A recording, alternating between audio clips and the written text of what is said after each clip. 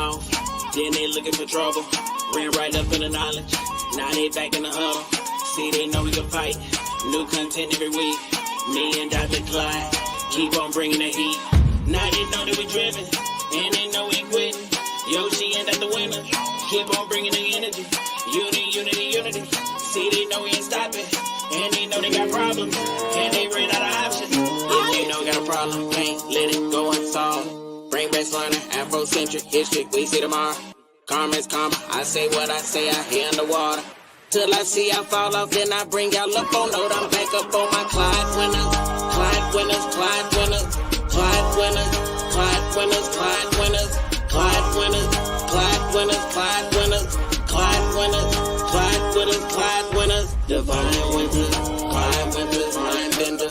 Clyde winters, I'm Richard, ride with ya. Master teacher, create masters, Clyde winters. Give respect to the elder, Clyde winters. I know somebody out there living for me. I told you somebody out there looking for me. I think there's somebody out there looking for me.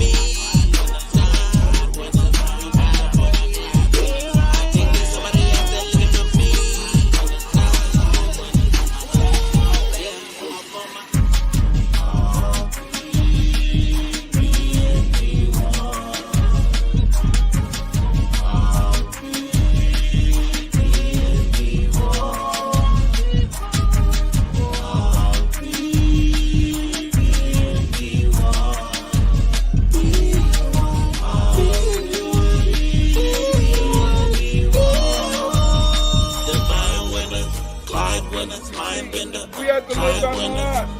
We have to live on the line. I have not done wrong. I have not robbed. I have not stolen. I have not lynched. I have not told lies. I have not stolen food. I was not stolen. I have not fornicated with the fornicator. I have not caused anyone to weep. I have not dissembled. I have not transgressed. I have not discussed secrets. I have brought no lawsuits. I am not wronged. I am not struck kill. I am not transgressed the law. I have not been hunted. Except when I'm talking about on the song. I have not made extolling. I have not bragged. I have not cursed. I have not been violent. I have not confounded truth. I have not been impatient. I have not cursed against.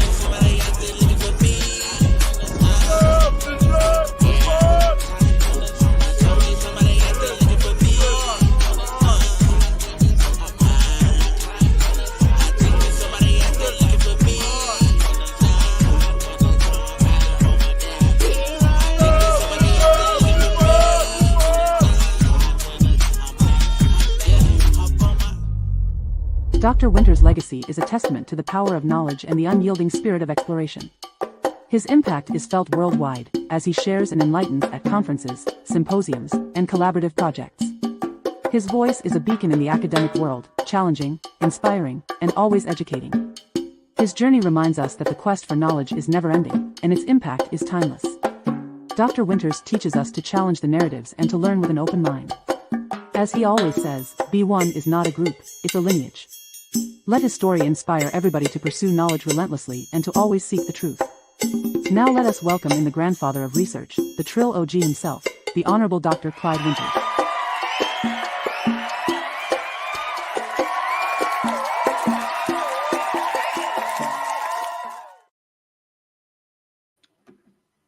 What up, though? What up, though? What up, though? What up, though? What up, though, John? What up? You know, family, this is a very beautiful day, you know, in Chicagoland. The sun is out. I went outside earlier. I've been outside several times. I had to get in my car and drive around. And then I had to just stand in the sun, baby. I had to stand in the sun. Why, you might ask, did I stand in the sun? I stood in the sun because I wanted to just become enriched. I wanted to get all that solar energy through melanosynthesis. What is melanosynthesis, you ask? What up, Roy?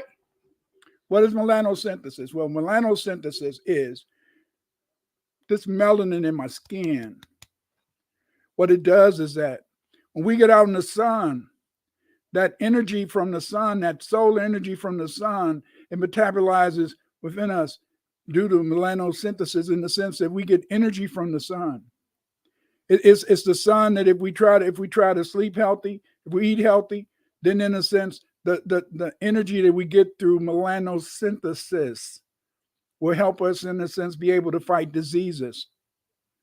Yes, we're able to do this, and see, God has blessed us to be melanated people. Yes, it's wonderful to be melanated. You see, we don't have to be afraid of the sun. Well, when it gets too hot, you kind of want to stay in the house and maybe get some air conditioning, take a shower, something like that. But for the most part, let's take Africa. Africa, the average temperature is 80 degrees. And that's where we like it, don't it? We like it around 80 degrees. Today I've been a little disappointed. Last night, on my show with Eve, we were talking about the Divine Nine. If you don't know what the Divine Nine is, the Divine Nine is the fraternities and sororities that many Black people have at their HBCUs. I went to the University of Illinois, and they even started chapters of the fraternities and sororities back when I was going to university. But I never joined a fraternity or sorority because I thought that people who joined fraternities were guys who didn't have any charisma. I felt they were guys, in a sense, who didn't know how to talk to girls. And I felt that since I knew how to talk to girls, the girls like me, and I like them. But anyway, since I felt, in a sense, I could dance real good, maybe because I was a linebacker and I was quick on my feet, but I could dance good. I had a little gift of the gab. So I felt, in the senses that you joined a fraternity because of the fact you didn't have any game.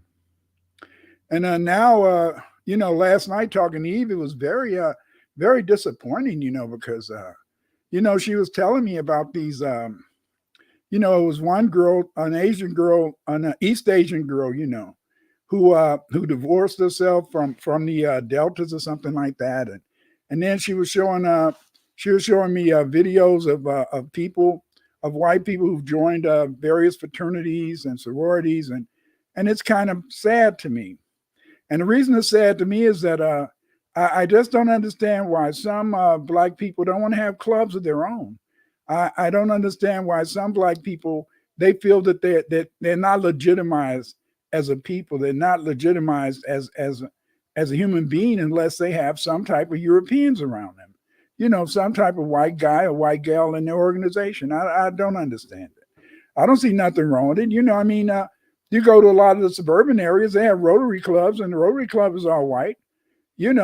So what's wrong with that? I don't see any reason why you can't have a club and maybe have the people from your community, the people that you can relate to, and stuff like that. I think that it's very important that you do have some things that you can relate to.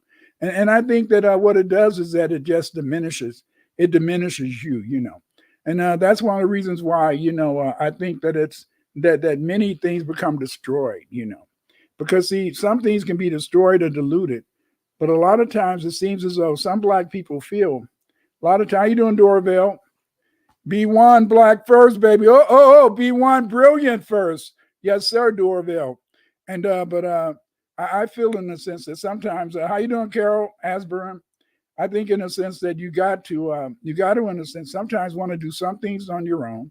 You got to want to do some things, in a sense, that are important. I remember my wife, my baby doll, and my baby doll, she used to always say, Clyde, if you would have been a specialist in Chinese or American history, you probably would have been, very up there, very, very important in that area. But I told her, I said, I didn't want to do those things. I knew I could have did that. I used to be back in the day, I used to be the sole expert on Muslims in China. Yeah, back in the 80s and 90s. Then one of those folks from the other community, they went to China and then they became the expert. Then I still was publishing articles on Islam in China, but I wasn't invited to the conferences and get free plane trips. I love to get free plane tickets to go present at conferences. But again, in a sense, Hi, how you doing, Akil? And but I do think it's important that you do have something for yourself, And but Joan is probably right. Joan says that it's Boule indoctrination, Doc. You're absolutely correct. But I mean, I, it is Boule indoctrination. But the whole point is this: is that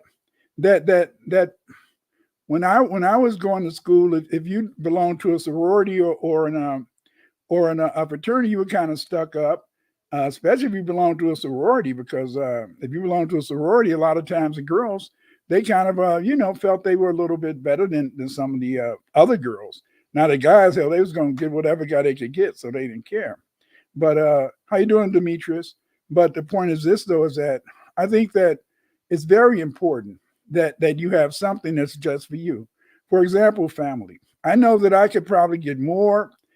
I know I could probably get more, in a sense, views on my videos, because I did a video on with Reverend Matthews. I did a video on Kyrie Irving, and we got 70,000 views, but not 70,000, but 37,000. But the thing is, this is that I know that I could get more views, but I know that I'm talking to you. I'm talking to the family, because I'm talking to the family. Because I'm talking to the family, in a sense. Then I want to be teaching you the truth. And because of the fact that I'm not bringing in Europeans, or I'm not trying to say that white folks did this, or white folks did that, then therefore, in a sense, the people from the majority community, they don't probably look at my my videos, But the thing is, this is that I don't care. I don't care, because I'm here to teach you, family. We're the ones that need to know our true history. We're the ones, in a sense, that need to know who and what we were, where we came from. Because see, when you know your history, when you know where you came from, it allows you to be able to make decisions, and great decisions. What do you mean by decisions, Dr. Winners? What I mean by decisions is that it allows you to make decisions that can help you to become much more successful in life, you see. Because see, when you know where you've been, in a sense, that there's no limit. Because if you could create great civilizations, if you could build great monuments, if you, in a sense, were scientists, doctors, lawyers, astronomers, I mean, that means, in a sense, that you can do those same things today, but even take it to a higher level, because of the fact, in a sense, that you have that power. A lot of people. Now I look at the Europeans, and the Europeans, a lot of times, in a sense, they try to go to their big brain folks. The big brain folks. I call the big brain folks, people at these universities like MIT and Stanford. These supposed to be the big brain folks, or from Harvard and Yale. But it's kind of funny that even though they're the big brain folks, it's foundational Black Americans that made, in a sense, the modern world. Yes, we made the modern world. How do we make the modern world? We made the telephone work. We made the electric light bulb. And in fact, it was a brother that put the first electric train in New York. See, everything today is based on electricity. Everything today is based on, in a sense, the fact that you have light and you're able, in a sense, to produce things. Then we made, in a sense, the first, we made, in a sense, the telephone, which is a communication device. We made the first computer, Today we made the first cell phone. And now your cell phone, I mean, that's a powerful, your cell phone. This is a very powerful computer. Yes. That face on there, that's my baby doll, my wife. I always like to make sure I look at her so I can speak to her. Hey baby, what's up?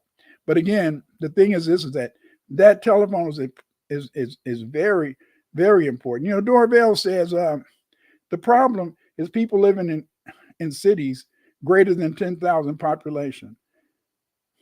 In time, the population sink starts, and all the degradation starts. You got a point there, because it's one of the things. How you doing, Joseph Burbo?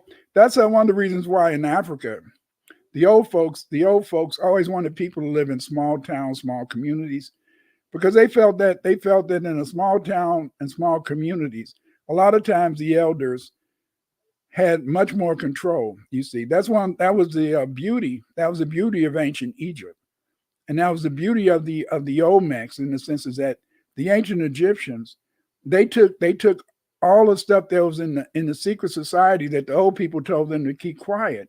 They made it evident. They made it present.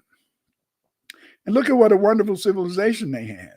But the thing is, this is that it's you still have to have control. And I think the thing that saved the ancient Egyptians is they not only, in a sense, created a great civilization, built beautiful cities and beautiful temples, and they left us such wonderful monuments. I think, how you doing, Jesse? They also, in a sense, when they did these things, they always try to make sure that they recognize that, yes, you can have a large city. Yes, you can have, in a sense, places where many people congregate, but you have to have a basis. You have to have a code.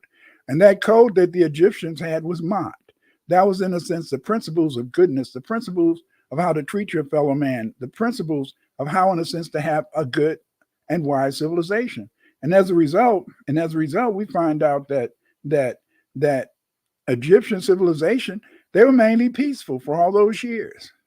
They were mainly peaceful, for the first 3,000 years they were peaceful. Then they had a little interruption. Then they were peaceful for about almost 1,000 years. How you doing, JP? What up, dude? Peace fam, be one, black first. Brilliant first. They had some trouble when they had the Civil War, and it was basically, in a sense, it looked as though ancient Egypt was pretty good, but it looked as though it was always that conflict. It was always that conflict in ancient Egypt between being black first, Cometry, or being Cushite. That's very interesting to me. Sometimes I really be trying to find out.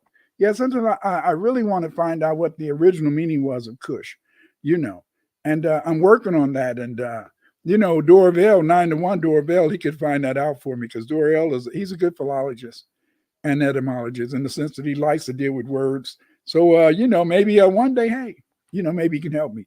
But I do know, in a sense, that this whole idea of black, Kimitru or Kimiyu, it seems as though it's because of the fact that black did not just mean, in a sense, a color.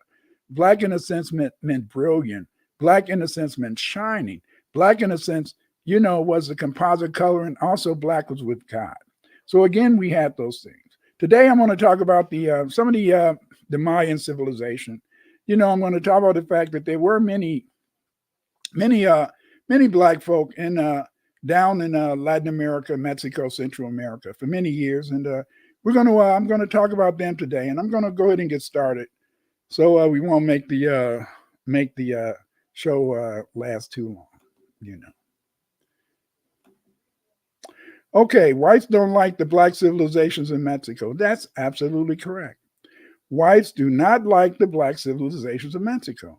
And one of the reasons they don't like the black civilizations of Mexico is because the fact, in a sense, is that when they look at these civilizations, they want to always, in a sense, make you see what they want you to see. They feel, in a sense, is that they've already delineated the world. There's East Asian people. There's Indian people in India, but they don't talk about the black Indians.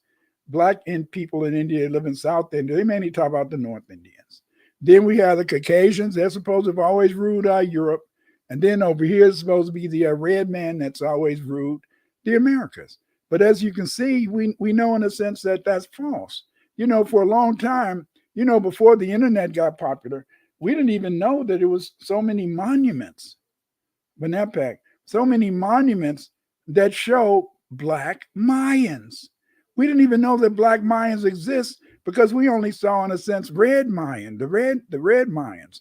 But today, in a sense, we know through the internet and through people, in a sense, posting pictures of the various Mayan monuments, the Mayan artifacts. Now we can see this. Years ago, the European says you can't read the Mayan inscriptions. You can read the Mayan inscriptions, and because the Mayan writing is based upon the Olmec writing. And since the Olmec people was using the ancient Bai script of West Africa, and they were writing in the Mandi language, you can read the Olmec writing and because of the fact, in a sense, that the secret language used by the Mayan people to write their hieroglyphs was also Mandy. You can read those inscriptions. See, it's very, when we think about the Maya, I notice people, sometimes, I notice a lot of people, they try to say, hey, Maya, yeah, the Mayan people in Latin America, they must be related to the Mayan people in India. No. That's just, no Mayan tribe calls himself Maya. The term Maya was developed by Caucasian linguists, and these Caucasian linguists, they decided to say that the people who live in Central America and Mexico, they're going to call them Mayan people. But the people who they call the Mayans, they do not identify as Mayans except unless they've been, listening to Europeans. They usually, in a sense, identify whatever tribe they belong to. Go to my Patreon to see the slides. Please join my Patreon.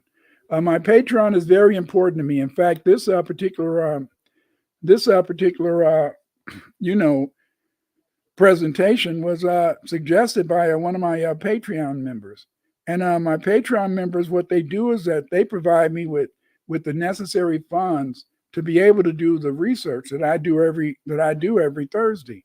The research that I present to you, family, is the latest research. It's the latest research.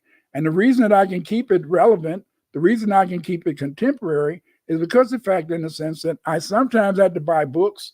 Like I bought about 4 or 5 books just this week. And these books, in a sense, relate to various themes that I want to talk about in the future. And the reason I can order these books is because the fact is that my Patreon members support me monthly, and they're only paying a nominal fee, only $5 a month. What is $5 a month? That's less than getting a coffee one day of the week. And many of us, especially of us who go to work every day, or even if you don't go to work, you still might go and buy a coffee. The average coffee at least costs somewhere between, if you go buy a coffee at the gas station, it's going to be at least maybe $3. And then if you go to Starbucks, the coffee is going to be about $7. So $5 a month is not that much, and it helps me so much because I can use the monies that they give me through my Patreon to get many articles that are behind paywalls. Yes, many of the latest articles in science magazines and newspapers, they're behind a paywall, and the reason they're behind a paywall, you might have to pay a couple of $100 or maybe $50 just to read an article, Yeah, and then some people might say, yeah, you could go ahead and subscribe to those journals. But I mean, to subscribe to those journals, that costs $1,000 maybe for some of these journals, especially the latest anthropological journals, because they have so many pictures in them. And because they have so many, whenever you have a lot of pictures in a magazine or book, it costs more money to publish. But again, the people on my Patreon, they help suggest programs, and they also provide me with the monies to keep my my show relevant. They provide with the monies to buy the latest books, get the latest articles, so I can present it to you guys every Thursday. That's what I do. You're on my YouTube channel. On this YouTube channel, I have almost 400 videos, and these videos, they relate to every aspect of the history of Black people on every continent through every period in the history of mankind. Don't just look at my my lives. Check out some of my videos. Do further research. It amazes me sometimes. It amazes me sometimes that I look at a lot of people when they're doing research into African history, African genetics, African linguistics or Aboriginal studies. These people, they'll steal my work, but they're most of them are all brother fuckers, because even though they'll mention my work and they'll use my work as the substance of their videos, they won't even mention my name. They'll try to mention some white guy, but they won't mention me, and it's kind of a little shameful. But I understand. So many Black people feel inferior, and they feel that unless something comes from white folk, people won't accept it. They feel they have to bow down to the Europeans, the Caucasians, instead of, in a sense, giving an old brother like me, the Godfather research, his due credit. You can order my books at Amazon.com. I've written over 50 books. Please support me. and help a brother out, and because all these things encourage me to keep doing the research, to keep writing new stuff that can help you to stay focused and understand our history, and also to present beautiful research presentations every week. Let the researcher do the research, yes, but you too can be a researcher. One of the ways you can be a researcher is you can get my book, Pathfinder: Clive Winter's in Search of the Roots of Afrocentrism, a memoir.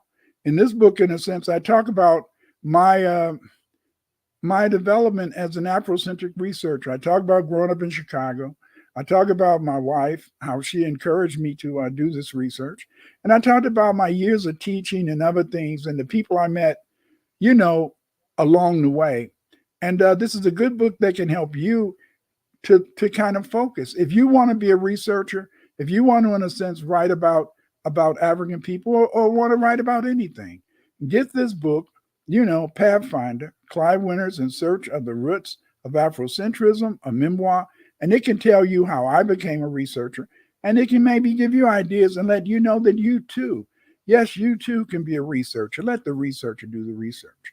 If you are interested in doing Afrocentric research, I've written the only book. Yes, I've written the only book, and it's a guide to study social science research methods that relate to Afrocentric studies.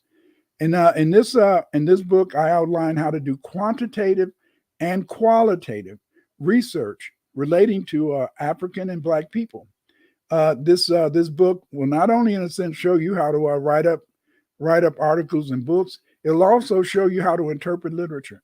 In addition to showing you how to interpret literature, how to write up articles and books, the Afrocentric researcher also will teach you how to do not only qualitative research, that's narrative research where you're mainly doing a literature review, but it'll also show you how to do quantitative research projects. It'll show you how to use the basic statistical methods to be able to, in a sense, add a measure of mathematics to your research. And that's the chi-square and the t-test. So get my book, Afrocentric Researcher, if you want to learn the methods and techniques to be able to research the history, linguistics, genetics of, in a sense, Black and African people. Get that book. It's the only book that'll tell you how to do research relating to Black people. If you're interested in the history of Blacks in America, you can get these books, Atlantis and Mexico. In that book, I talk about the history of the Olmecs. I talk about everything that the Olmecs do, their entire civilization. African empires in ancient America, and African empires in ancient America.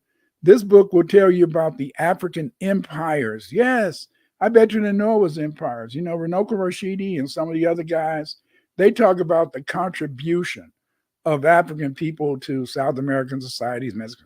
But I don't talk about that. I talk about the empires. Yes, African people from Exum, African people from Mali, they built empires that lasted for hundreds of years in the Americas, in South America, in Mexico, in Central America. Get this book, African Empires in Ancient America, so you can know about these empires. And of course, my book, The World History of the Black Race. In this book, I discuss the history of Black people on every continent throughout through much of the history. It's a general text. It can be used, in a sense, to just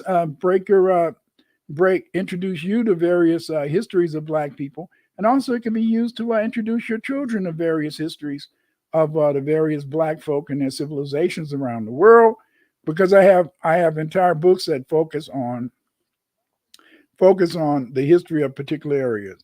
Essays in Olmec and Mayan studies. And this book is basically about how to read some of the Mayan inscriptions. It shows my decipherment of some of the writings. Most of the writings of my decipherments on Olmec writers in my book, Olmec Language and Literature. But Essays in Olmec and Mayan Studies is a very topical book that can help you to get detailed and informed information about the ancient Olmecs and the Black Mayans, so you can do further research. These books are meant to help you to do further research and give you a grounding in that area.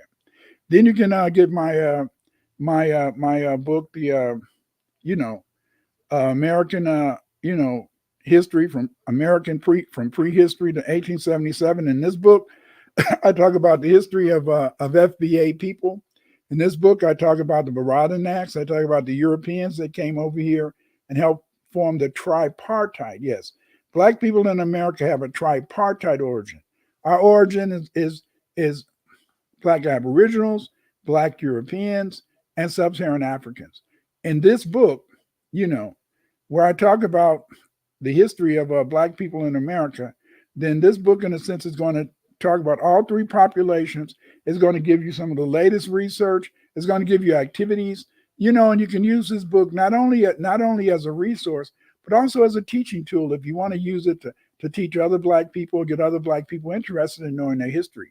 My book, We're Not Just Africans, that book is basically about the relationship between Black and Aboriginal Indians and Sub-Saharan Africans, And this book, in a sense, I discuss all of the Black Native American tribes.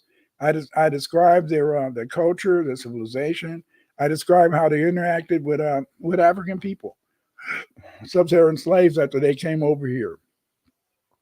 All these books will give you a better understanding of the history of Blacks in America. Whites don't like Black civilizations in Mexico. As you can see, we can see at the top of the page, we can see some of the Black Mayans having a meeting. Then, in a sense, on the left-hand side, we can see some architects at Shultun. These architects at Shultun, they built a beautiful monument. And I translate some inscriptions next to these brothers to show you that the detail and how expert these Black Mayan engineers were very thorough. You can look at these pyramids that they built years ago, over 1,000 years ago, and they're still standing, And then we see the Mayan and Olmecs, and we see that there was a difference between the Red Mayan and the Olmecs, but we see that the Red Mayans were not just the only Mayan Indians. We know now, through the internet and the popularity of posting various artifacts that archaeologists have found on the internet, now we can see the full extent of Black Mayan people in Central America and Mexico. There's a number of scholars that's been advancing our knowledge of Olmec and Black Maya. May Brother David Imhotep rest in power, and Runoko Rashidi rest in power. These brothers wrote some very beautiful, good information. Then, of course, I've been spreading this knowledge, and Ivan Van Sertima. Ivan Van Sertima, in a way, you could say that he's the father. He's the father of studies of the ancient Olmec and the Black Maya, because of the fact that his book that came before Columbus, that was the book that introduced many of us to that idea and that theme. Many people believe that the first Africans in Mexico were the Olmecs, but this is not true. Many of the pre-classic Mexicans were Blacks, not Native Americans. In beliefs around 2500 BC, we see evidence of agriculture. The iconography of this period depicts Africoids, and at Zappa in 1358 BC, astronomer priests invented the first American calendar. In addition, numerous sculptures of Blacks dating to the second millennium BC have been found at La Venta, Chiapas, Teotihuacan, Tlatelolco, and throughout, in a sense, Guatemala and Honduras. These are some of the pre-classic statues that they found, and as you can see, they depict Africoid people, and these are considered pre-classic. Yes. When you look at these monuments, you can see that often there was an association between the red Maya and the Black Mayans. Here you can see a brother, curly-haired brother. Look at that hairstyle, looking real fresh. Look at that cut. I mean, if I didn't know better, I think this brother was a cousin to Tariq Nasheed. Looking at that cut, looking at that FBA, that FBA cut. And I mean, very, very bold. And so again, you can see that there were these the Black Mayans. We're going to talk about the Black Mayans today.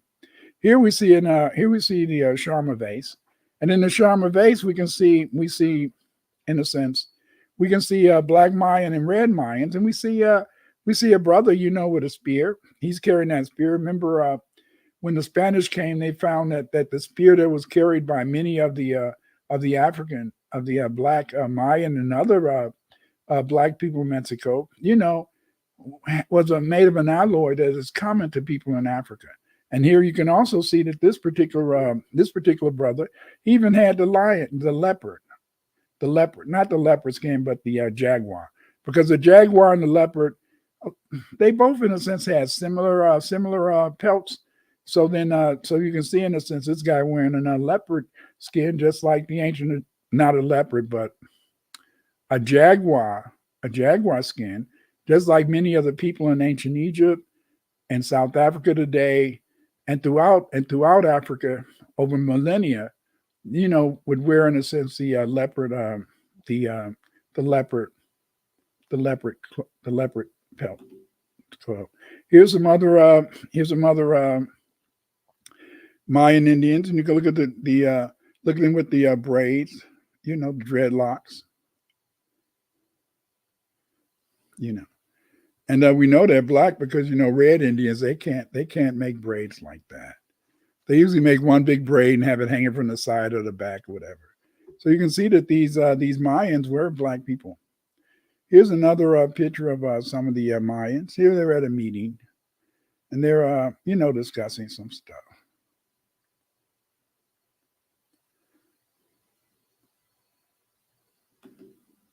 The idea of the mestizaje was developed by Jose Vasconcelos.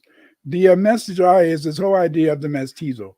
They today, in a sense, they feel the mestizo is the best representative of, they think, Mexican people. We call them mestizos in America. We call them the Chicanos, and they're supposed to be that mixed people, that people in a sense that the Spanish invented after they raped Native Americans and African slaves. But Mr.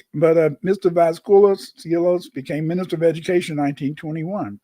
During his tenure, he noted that there were many Black heroes in Mexican history who have been whitened out. And so what he wanted to do was to begin to highlight the fact that there were, because when you go to Mexico today, you'll think that it wasn't any slavery in Mexico, because the fact in the sense is that they play up this whole idea of the mestizo, the mixed Spanish red man, when in reality the mestizo, he not only in a sense carries European genes and Native American genes, most of the time they also carry a large amount of African genes too, because they're a mixture of all three people. In 1946, Black Mexicans were rediscovered by Aguirre Beltran when he found the Blacks in Costa Chica. This was a rediscovery because the idea of the mestizos stressed the idea that there were only Mexicans and not Amerindians, whites, or Blacks. The only problem with this idea was that Black Mexicans became associated with poverty and ignorance. These Blacks also experienced much discrimination throughout Mexico and much hostility even in Costa Chica. The Negro Costa Chicanos claim that they have never been slaves and are indigenous to Guerrero and Oaxaca on the Pacific coast of Mexico. The 1990 Mexican census recorded 66,000 Negro Costa Chicanos. These Mexicans live in African-style huts and practice rituals which may be of African origin. Most researchers believe that the Negro Costa Chicanos are descendants of Maroons or runaway slaves. But none of the Blacks of Costa Chica have songs about slavery and its hardships. The Negro Costa Chicanos say, and I quote, "They are not, they insist, the descendants of African slaves. There was never slavery here, even in ancient times," claimed the Negro Costa Chicanos. Bobby Vaughn noted that he found, and I quote, "no consciousness of slavery among people in Costa Chica.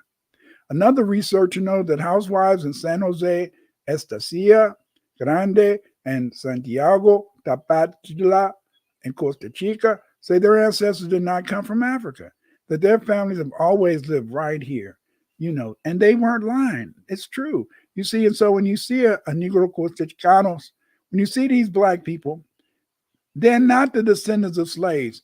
These are the people, like many of the Black people who have lived in Costa Rica, Honduras, Guatemala, Belize. You know, their ancestors go back thousands of years. That's why, in a sense, we know that they were there, because that's why we have these pictures of Black Mayan people. You know, for so long they were able, in a sense, the Americans were able, in a sense, to only put on the internet and put in books. They would put in the books only red Mayas. See, but when the internet came and the internet got popular, then Black researchers began, in a sense, another researcher began to put on the internet pictures of these Black Mayan people, pictures of these Black Mayan people who built temples and monuments.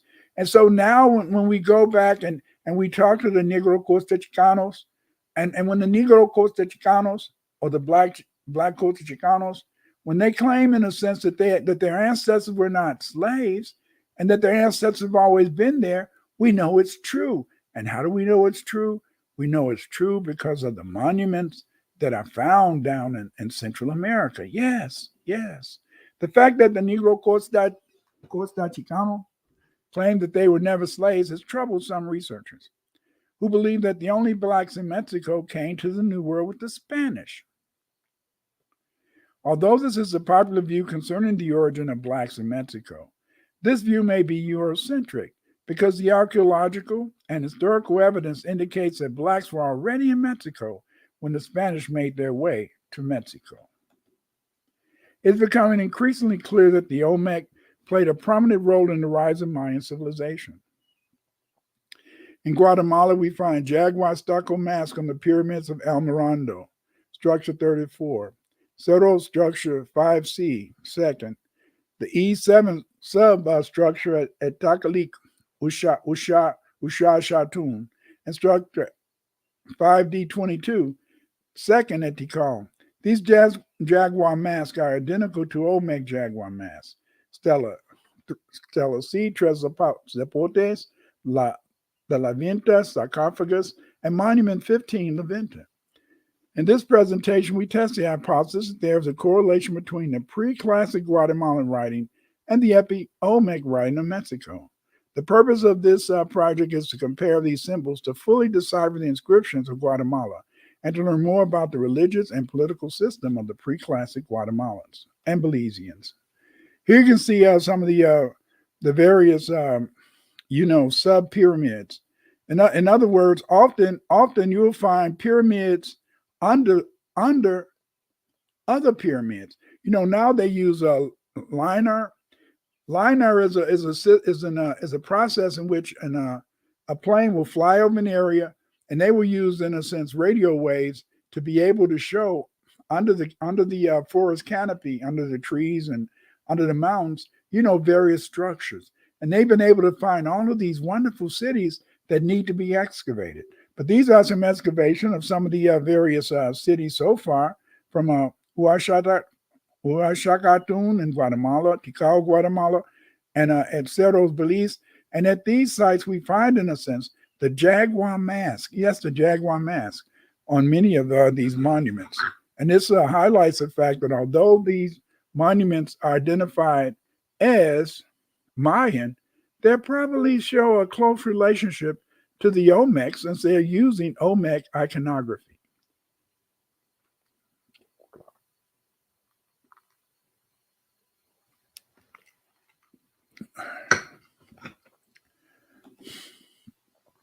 Most researchers have assumed that these pyramids were built by the Maya.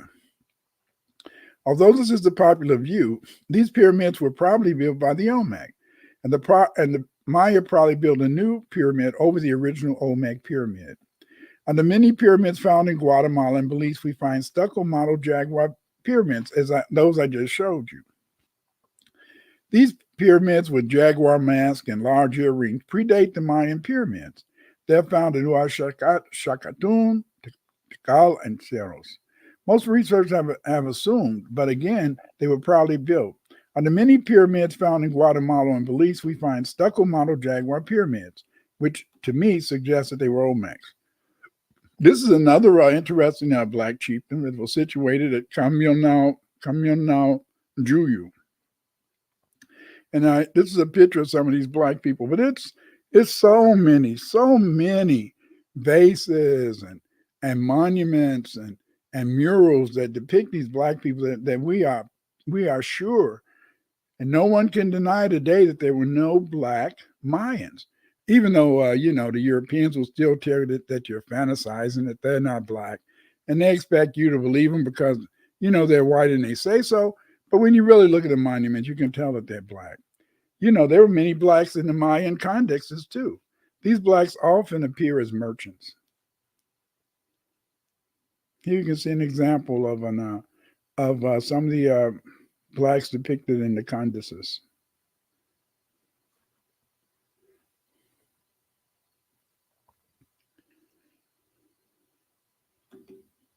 In Mayan times, most items of trade were carried by boat.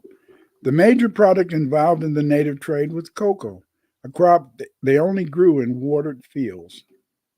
Though most trading was by sea, a special group of merchants carried goods over land under the protection of the god Ekchua.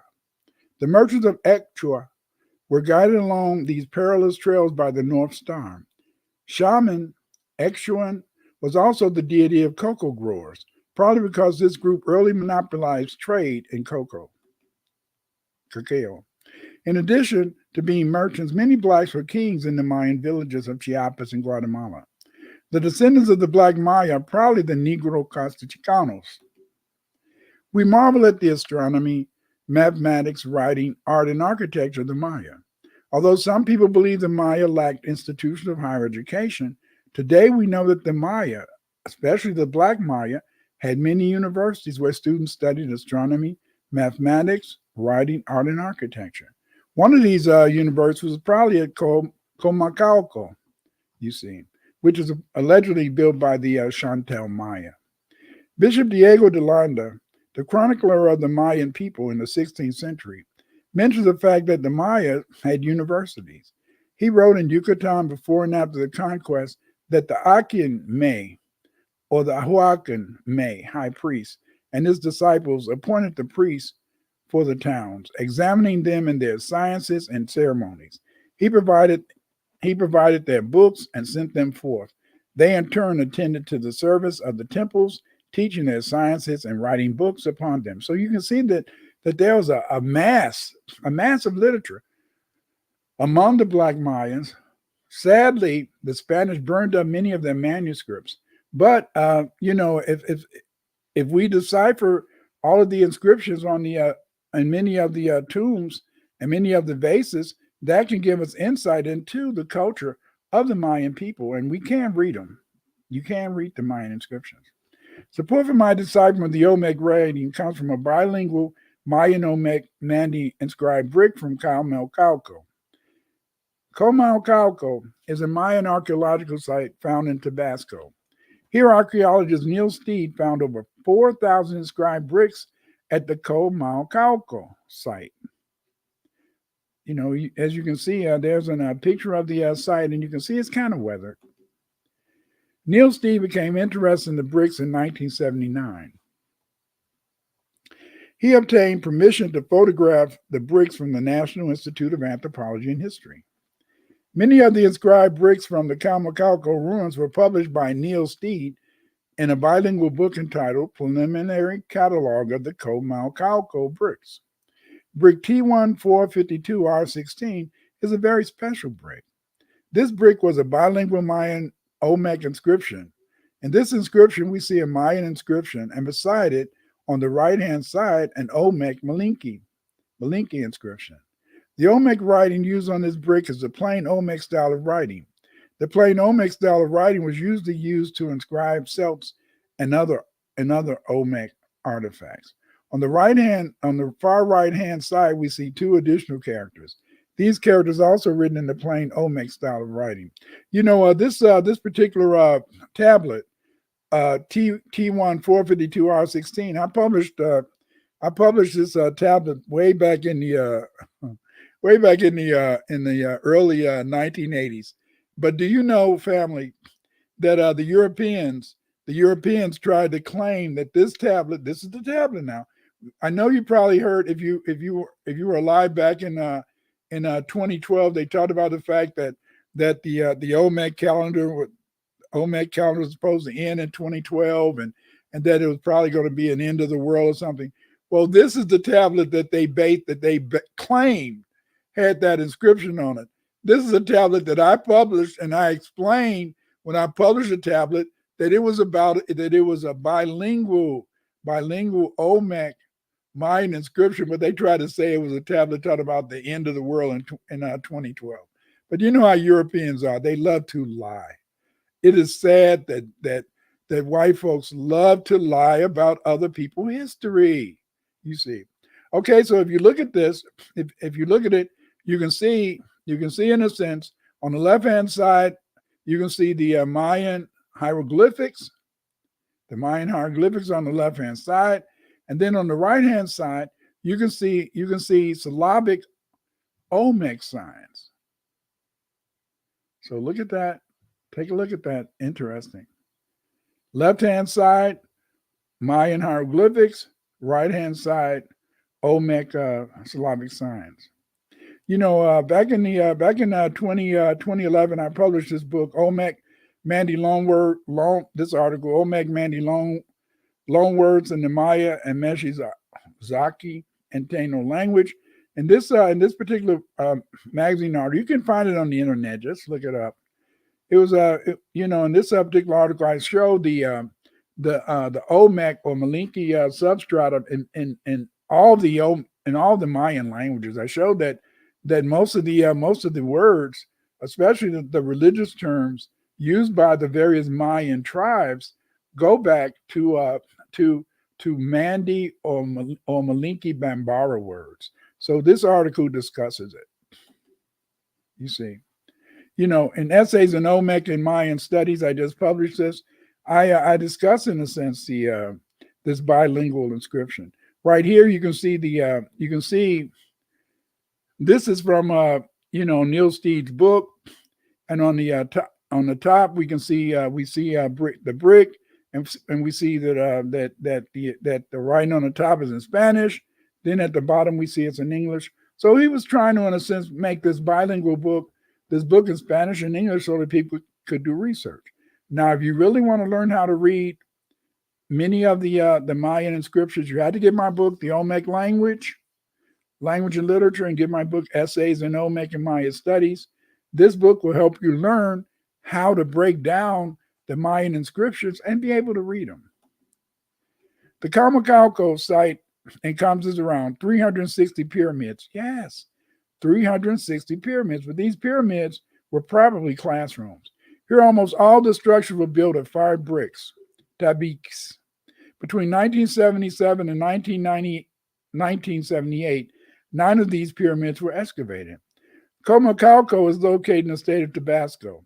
It was built by the Chantal. It is the only city in Mexico built entirely of brick.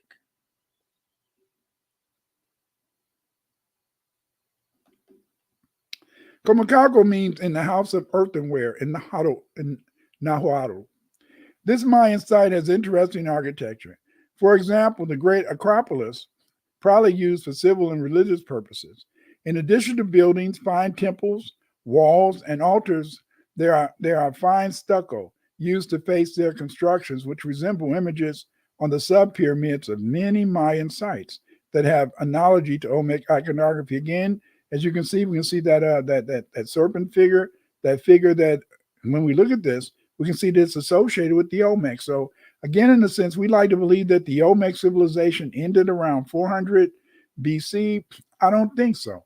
I think that as many of the Negro Castellanos, as many of these Black people began to adopt the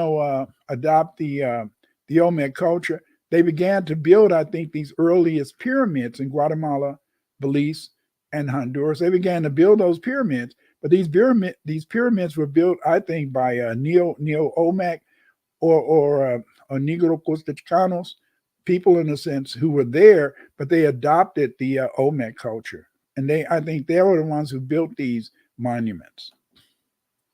Steve was advised by Dr. Alexander von Woudenau to send me copies of the bricks to determine if I could identify the writing on some of the bricks that appeared to Steve as similar to scripts used in the Old World in advance of his publication of the Kamakaoko catalog.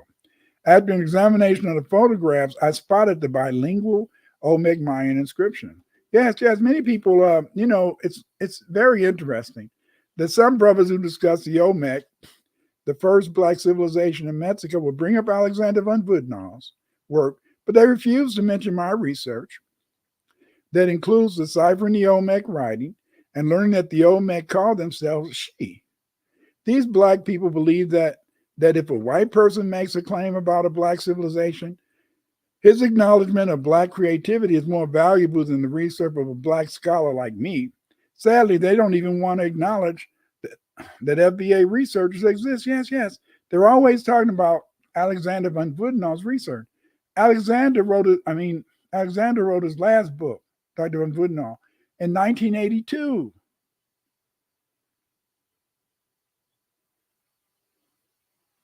The only publications on the Black Olmec since 1982 have been done by yours truly, me. See, but many people don't understand that Dr. von Woudenau, he was a supporter of my work. This is a picture of when me and Dr. von Woudenau, and he had his girlfriend. My wife was with me when we went around the country in 1980, 81. We traveled around the country, invited me to go around the country and talk about my decipherment of the Leventis cells. Yes. Alexander von Woudenau was a very nice man. He was a good friend. And I call him a friend because of the fact, in a sense, is that he was a supporter of my work. His girlfriend right there, she lived in Chicago. So often when Dr. von Woudenau would come to Chicago, he'd call me up and we'd go have lunch down at the Art Institute. So he was a great supporter of my work. And even though many of these brother fuckers will mention Dr. von Woudenau and refuse to mention me when I'm the one doing the research on the Olmec. Naughty boys. Come on now. This is the Leventis Stellas. And these Leventis Stellas, I was able, in a sense, to show that these inscriptions, that this was really, in a sense, written in syllabic Olmec. And because it was written in the syllabic Olmec style, I deciphered these inscriptions back in around 1979, 1978.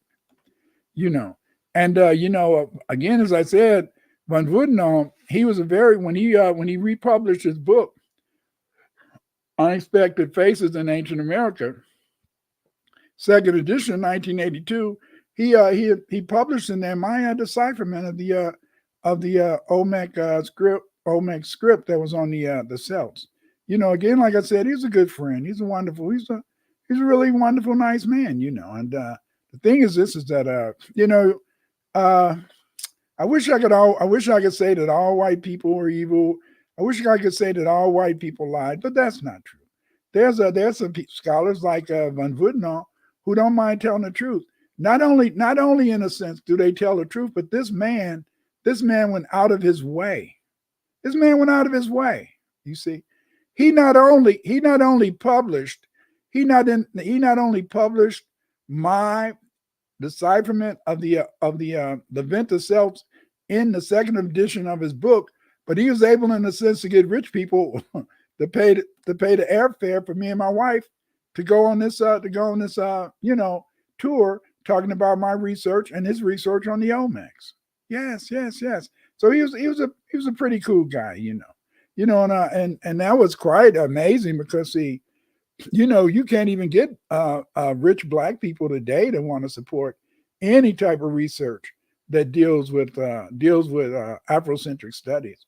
But von Woudenau, when we did our tour and talking about the Olmecs and talking about my decipherment of the celts, I mean, hey, people paid for my ticket and my wife's airfare as we flew around the many cities in the country. This is my decipherment of the Olmec inscription. This celt was found in Olmec. It comes from Leventa. It's the obituary, of Kape, a leader of the Olmec community, and this is reading one of the inscriptions. And here it goes, it says, without breath, void, consumed lies the holy Pe. Below the family habitation, lay low the celebrity, the Lord in his hemisphere's tomb, the great Ka-Pe. Ka, in a sense, was like saying, sir. It was like Ka was used in a sense as a superlative, and you put it in front of dignitaries of great people. I'll continue. The great Ka-Pe, in the back of the big hemisphere tomb, possesses this place for posterity. Thine inheritance is fixed in this ground. Here the pure celebrity lay low. Lay low the celebrity. And as you can see, there's a Ka-Pe is in the front, and you can see him surrounded by these other Olmec figures. I guess maybe in a sense those are some of the other religious leaders, but he was considered the main elite, leader, Ka-Pe. And again, I deciphered these celts back in 1979, and I really appreciate the fact that Dr. Van Vudenal, supported my work, and not only supported my work, but was able to get rich people to pay for my ticket and my airfare for me and my wife to go and fly around the country with him talking about my research. So it's like I said, I can't attack all white people. It's been some white people who didn't mind supporting the research, and in fact, there's been some white people who have supported my research more than many of the brothers, like these brother fuckers today, who know that I'm the main Olmec scholar, yet they don't mention my name. They always throw up Dr. Van Vudenal's name, and as you can see, we were friends. Again, when he published the third edition of his book in 1982, Unexpected Faces in Ancient America, he had a chapter in the book about my decipherment of the Olmec writing, and you can see the 1982 edition, and you can see the where he mentions my decipherment, my research, and stuff like that. But Vudenal, he's a pretty kind guy. In reading Olmec text, you usually read the text right to left and top to bottom. The Olmec language is an agglutinative language. Words are formed in Olmec by the addition of suffixes to Olmec morphemes. Due to the homophony of Olmec monosyllabic signs, the same sign in its word form can have multiple meanings.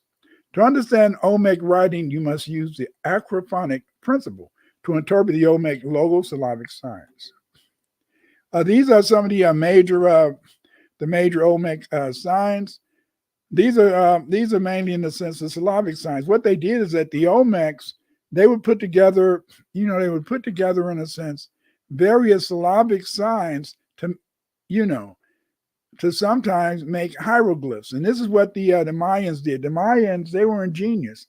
They took these syllabic Olmec signs and they made them into pictures. And so the pictures, in a sense, usually represent, the various Olmec syllabic signs.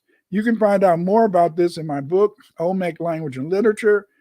Get this book, Olmec Language and Literature, if you're very interested. Because see, I'm only one person. We need more people to get out there and to decipher these Mayan inscriptions and to decipher these Olmec inscriptions.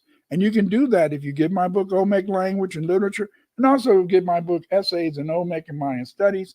And this can help you to find the techniques to be able to read these inscriptions. There's some societies. I know as one sister, she had a group, and they were using my book to learn Olmec, and she was even using my book to not only learn the Olmec language, but also to do some astrology based upon interpreting the Olmec language. Very interesting to me.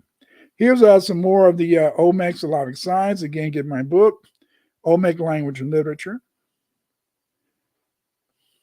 This book, Olmec Language and Literature, it breaks down the Olmec language so that you can, in a sense, learn how to read it, how to decipher it, and know what the signs are. And it even gives, a nice vocabulary. Here's some more Olmec signs and their interpretation.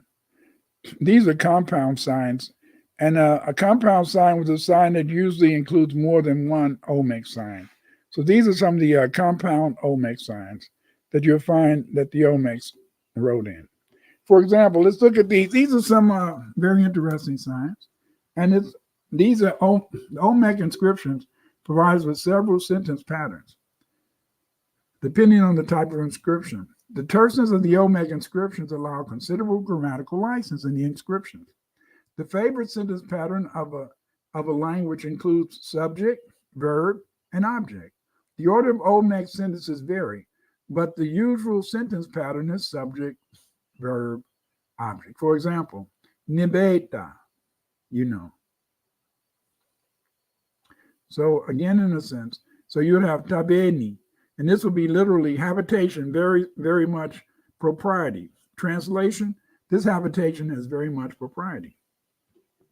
Here we see another Olmec sentence, reading from right to left. Tufa tasu. And this literally means a bold possession partisan of the mystic order, offer up libations. The translation is, this abode is in the possession of the partisan of the mystic order. There, here, offer up libations. Yes, yes, yes, yes. Here's another Olmec sentence. Tufa tasu. Literally, this means abode, possession, partisan of the mystic order, offer up libation. And this translation is, the abode is in the possession of the partisan of the mystic order. Here offer up libations. Here we can see another one, sui su, and this just means this domicile is honored as a libation. In other words, in a sense, it's very interesting is that when you learn to read the Olmec writing, you begin to understand, in a sense, that many of the temples, many of the pyramids, these were in a sense religious sites. These were also sites where people would travel from other parts of the Mayan civilization, and they would travel to these different temples, different monuments, because they felt, in a sense, by visiting these temples, visiting these monuments, they could get some of the karma or some of the charisma from the Mayan leaders who were buried in these monuments. You know, there are two forms of hieroglyphic writing: the pure hieroglyphic writing, or picture signs, and the phonetic hieroglyphics. The phonetic hieroglyphics are a combination of syllabic and logographic signs. Below is an Olmec sign from the Tuchla statuette. Okay, so in this sign, we read from top to bottom. Pe, peyo, pejo, pejo a, ye ba. And okay, and this means extensive and effective wonder-making power. This man is great. You see, but again, in a sense, this is supposed to be a hieroglyph. But as you can see, it's not just, in a sense, an hieroglyph. It's not just picture writing, but you can see that this picture writing is made up of a number of Olmec signs. You see, here's some symbols from Rio Azul, and as you can see from these inscriptions from Rio Azul, you can kind of see, in a sense, how the various signs can be broken down. You know, like here we got Befoi, you know, and here again, so you can see how these signs can be broken down in reading. That's one of the reasons why. That's one of the reasons why I you know, if you really want to learn how to read the Olmec language, if you really want to learn how to break down the Mayan inscriptions and break down these so-called hieroglyphs, you know, you have to get my book, Olmec Language and Literature. And it'll help you to be able, in a sense, to not only read the Olmec inscriptions, but to read the Mayan inscriptions too, because the Mayan people use the Olmec symbols to write their inscriptions. After Steve sent me the photos of I immediately recognized that the T1452 R16 brick appeared to include both Mayan and Olmec inscriptions. To test this hypothesis, I suggested to Steve that he decipher the Mayan inscription, and I would decipher the Olmec passage, which had been partially defaced. So this is what he sent back to me. You know, over here on the left-hand side, you can see the Mayan inscription. You know, And then on the right-hand side, you can see the Olmec signs that were used to construct these hieroglyphic signs. Take a minute to look at it.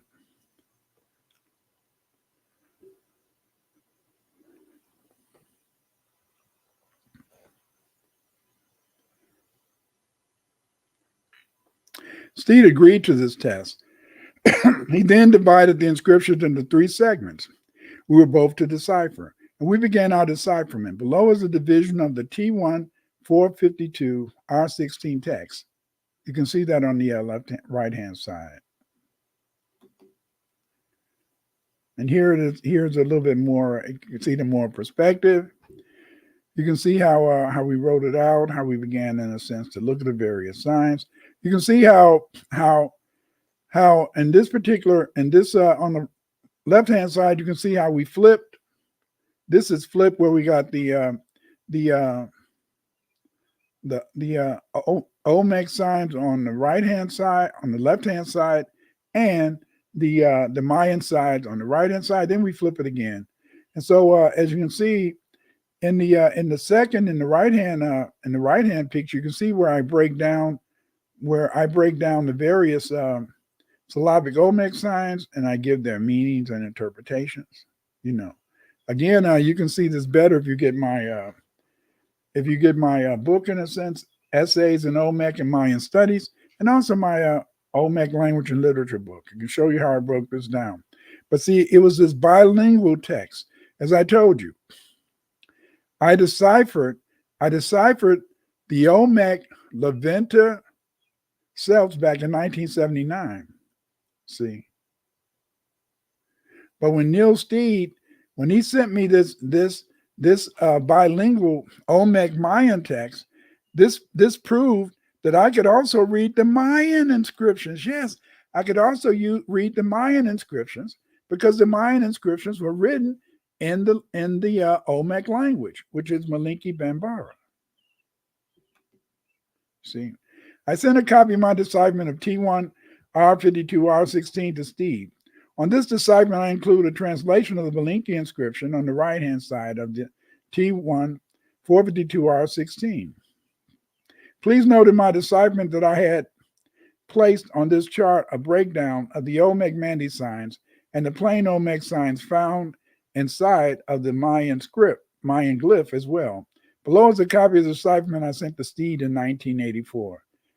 Translation: I beg you, I need your faith, Tilu. Thou exists incomplete.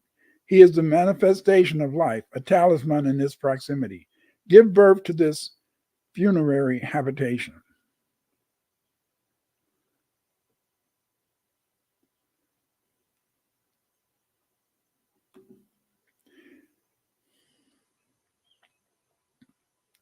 Okay, signs inside the Mayan glyphs, Kufe, the jaguar god of the underworld, Teba Betu.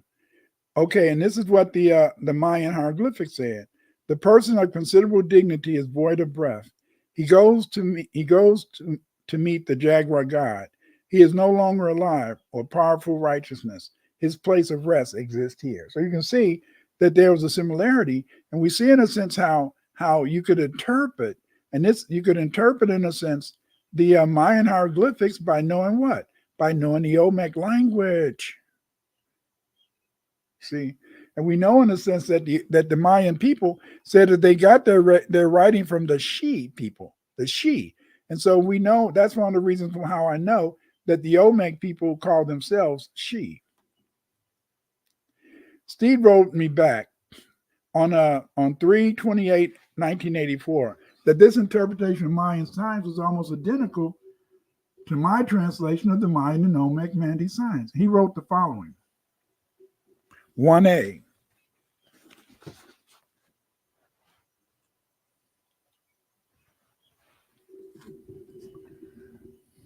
Shows a face with slashed eyes, blind or none seen, nostrils, nose, none breathing, and clamped shut, mouth, none speaking. This would indicate death, all right, but below the cartouche is added onto by 2 breath scrolls on each side of an intricate sacrificial blade. These breath or speech scrolls indicate that the person in question has expressed that he feels as though he is dead spiritually and wishes to make a self-sacrifice. 1b underlines, there you can see over there, 1a, 1b, 2, whatever. 1b underlines the fact that he is dead, but note the S in the year of the jaguar. This indicates penitence or repentance. Therefore, though the person is dead spiritually, he has heard and accepted repentance. Therefore, 1A and 1B together would read extremely similar to your hieroglyphic translation. That's what Steve wrote back. Yes, that's what he wrote back. But almost exactly as your Mandi translation. The person in question is considered to be incomplete until he accepts the priesthood. 2 is identical to your Mandi translation and similar to your hieroglyphic interpretation. This part to the right is a dorsal fish fin. I don't have any notes in front of me, but I believe it is in Stella 1 of Izapa, which shows that Quetzalcoatl fishes for all types of fish men. This stela also implicates that the dorsal fish fin is associated with priesthood. We can see the fish fin hatching from an egg or from inner self. The person in question is being born again as a priest. I can't understand, but your rendering would seem to be correct. He is now at rest because he is complete. Look at this, sit down. As you can see, Steve was basing his interpretation on the Mayan hieroglyphs according to the standard interpretation of Mayan glyphs. And as you can see in his letter, he wrote me back showing how I had made the same interpretation of what many of these people think the signs mean, the so-called professional Mayan people reading hieroglyphics, that I had, in a sense, a similar translation, but I was translating not just, in a sense, the Mayan hieroglyphs. I was translating the Olmec symbols on the right-hand side. This observation by Steve, it was further confirmation that this was truly a bilingual Mayan Olmec text. This translation of the Mayan side of this bilingual brick from Calmacalco and other inscribed bricks from this site indicate that it was probably a Mayan college where Black Mayan scribes learned Mayan writing and possibly pyramid construction. The bilingual text on T1 452R16 indicates that the Mayan scribes had to learn how to write Olmec inscriptions and translate them into Mayan. The fact that the Olmec inscriptions were defaced indicate that the Mayan scribes, while they studied Mayan writing, first wrote a piece in Olmec, and then they wrote the same inscription in the Mayan language. That's why, in a sense, if you noticed that earlier inscription that I showed you, it looked as though it was kind of marked out. And the reason that it was marked out is because once the scribe had written the correct Mayan inscriptions, then they didn't need to look at the Olmec. I mean the Olmec signs that they used to construct the Mayan inscription with. Again, if you're serious and you really want to read these Mayan inscriptions and the Olmec inscriptions, you got to get my books, Olmec Language and Literature and Essays in Olmec and Mayan Studies. Get these books so that you can, in a sense, be able to read these languages. Because, see, I try to tell you, they taught you a lie that Black and African people did not have writing. They taught you a lie that Black and African people, all they want to do is use, in a sense, various oral traditions. That's a lie. Black people have had writing for the past 10,000 years. I repeat, Black people have had writing for the past 10,000 years. That's a lie when they just teach you that we are just people of an oral tradition. Here's an inscription from San Bartolo. This is from the San Bartolo pyramid, and they had 2 really beautiful murals. One of the murals of a procession of people on a boat. And when you look at this procession, you can see some of the inscriptions. Here I decipher some of the inscriptions. For example, the inscription in the front is Liota, indeed the vivid image of the race here. Then as we move a little further back, we can see in front of the lady, in front of the female with the black face, we see the inscription is read from top to bottom, Taive Kufa, preserve the mystic order. The governor and the mystic order are one. And then the final inscription in front of another lady, and this is from the San Bartolo pyramid. It reads Lai, Taliku, Fa, Faith Tafe. The artisan Dao Tali, the governor, desires to be made sacred and breathing. Yes, Tali was the name of the governor that was buried in the San Bartolo pyramid. Interesting. The San Bartolo, Guatemala murals are very beautiful. They were discovered by William Saturno of the University of New Hampshire. These murals were found in an unexpected pyramid. Entering the looter's trench, Dr. Saturno dug into the pyramid and discovered the murals. Much of the mural was destroyed when the Maya built another pyramid over the original structure. Yes, yes, yes. Here again is the inscription. On the boat, there are a number of figures moving from right to left. To see 4 standing figures near the end of the boat. These figures are carrying bundles raised above their heads.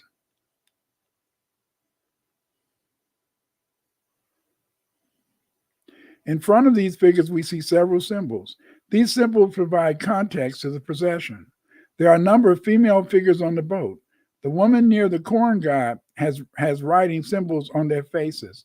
The kneeling figure holding the vase on the far left side towards the end has the word Yoti, righteous cult specialist, on her cheek.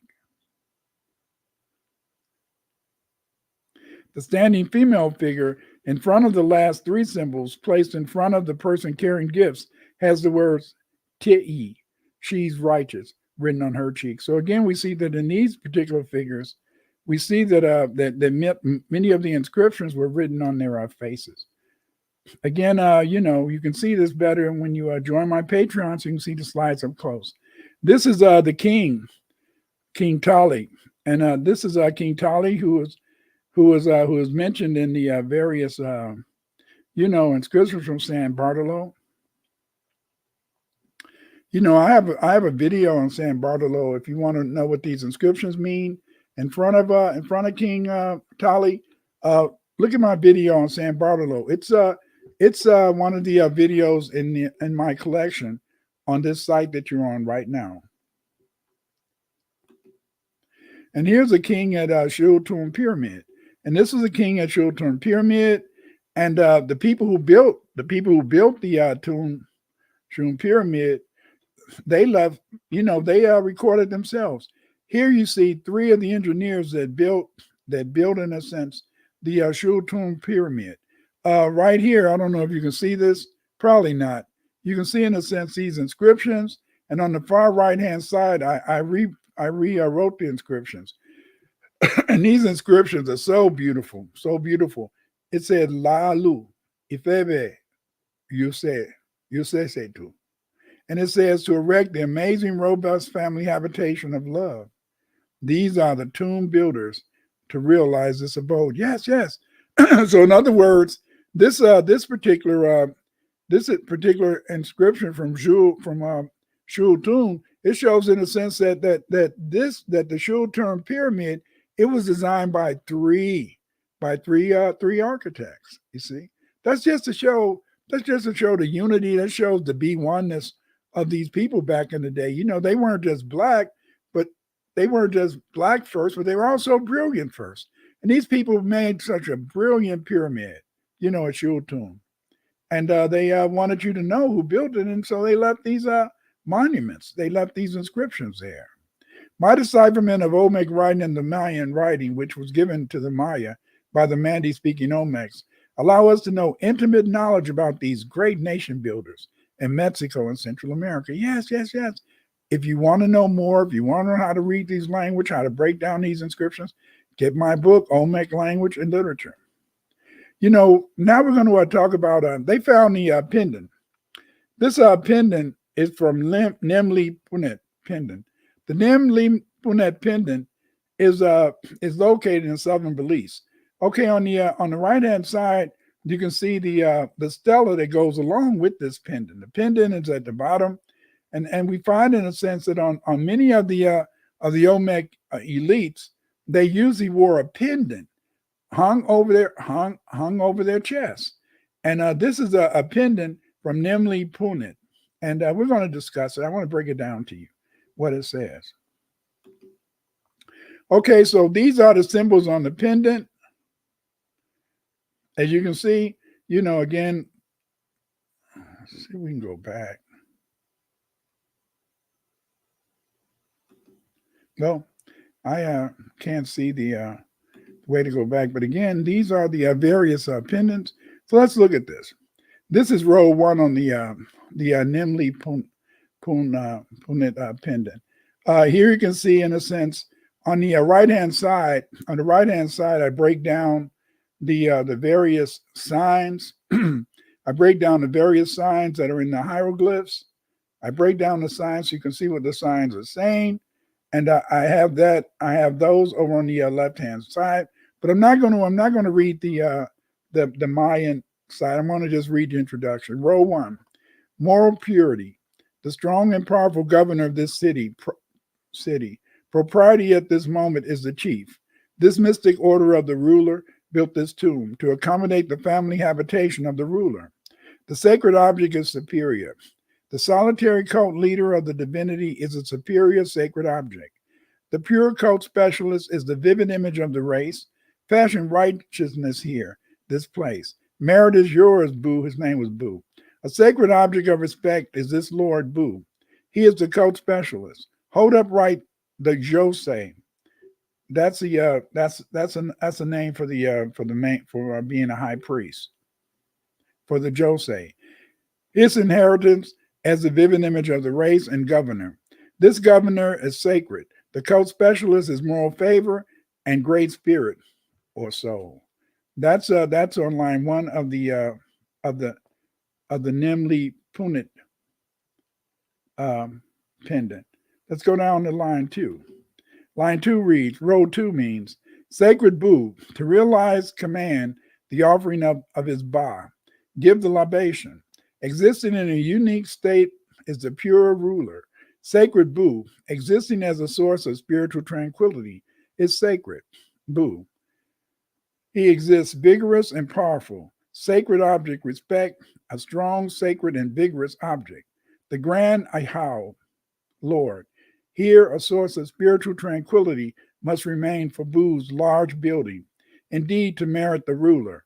The estate of Bu exists, the foundation here. Support the habitation of the family to realize admiration. Offer up abundant libations. Wonder is the admiration of the mystic order. Hold up right the divinity of the cult, this grand cult specialist. It seems as though there were bodies in these tombs. If the body wasn't buried in a casket, the bodies would have disintegrated because of the humidity and the soil type that's found in much of Central America. Okay, let's go to row 3. Row 3. On the right-hand side, you can see my breakdown of the various symbols that relate the various symbols inside of the hieroglyphs that are found, found on this pendant. Let's read row 3. Fashion righteousness is dormitory. Hold upright the large hemisphere tomb, descendant of the divinity, the Son of God. The solitary sacred cult leader is a vital spirit. Thine are consecrated to the divinity. Sacred Bu, a vital spirit. Restore the family habitation. It is a source of spiritual tranquility. He is the ruler Bu. He is obedient to the order. Cause here the conferring of all his virtue. In other words, in a sense, if you visited this tomb in a sense was a place that you could find virtue, because in a sense you could get some of the mojo of Bu, who was buried in the tomb.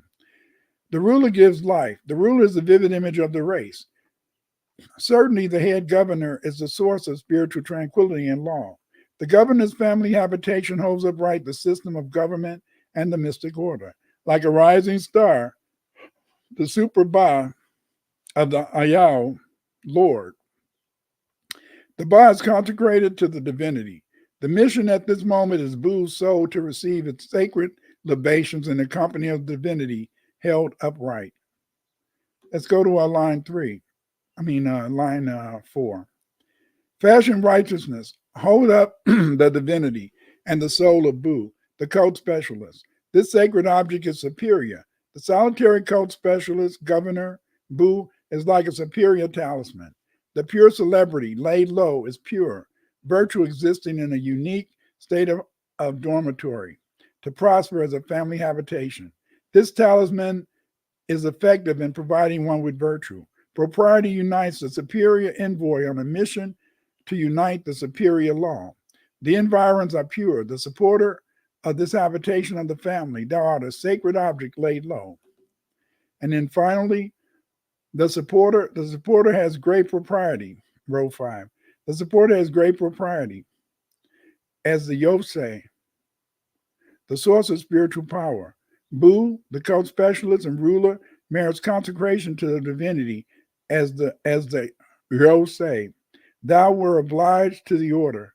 The cult specialist is a joyful envoy on a mission. The favorable supporter and governor, the sacred Bu, the pure order, a joyful inheritance in the habitation of the family. Bu, thou pure vital spirit, the governor is consecrated to the divinity. Hold it upright. So we can see that the governors, the governors who were assigned to various cities that made up these Mayan confederacies, we can see that the governor was considered not just the head of state of that particular community, but he was also considered, in a sense, the religious leader. You know, I was looking at this video the other day, and they were talking about many of the communities down in Belize and Guatemala.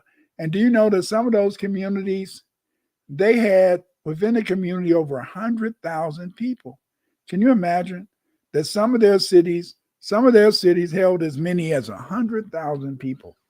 And again, this pendant, the Nim Li Punit pendant is very interesting because it gives us insight. Yes, it gives us insight into the various aspects of the Black Mayan culture. Again, this is the pendant here. You know, on the left-hand side, we see the pendant. This is a Nim Li Punit pendant, and on the right-hand side, we see the stela that's associated with it. I translated the stela, but I'll probably put that in another. I'll put the translation of the stela in another presentation. Here, I wanted to just basically talk about the pendant, you see. And again, as you can see, the Nim Li Punit pendant tells us much about, the Olmec, Mayan civilization, back in the day. The translation of the Nim Li Punit pendant was written as an obituary of King Bu. It appears that Bu was recognized as a righteous man whose tomb could bring one good luck.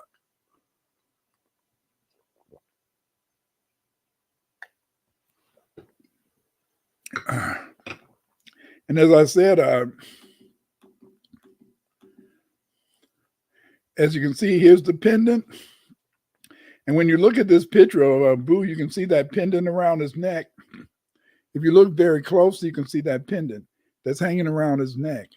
And this pendant, in a sense, this pendant that's hanging around his neck is the Nim Li Punit pendant that I just discussed. Okay. I read the Olmec writing because of the bilingual Mayan Olmec text discovered at Comalcalco. We know the name of the Olmec from the Maya.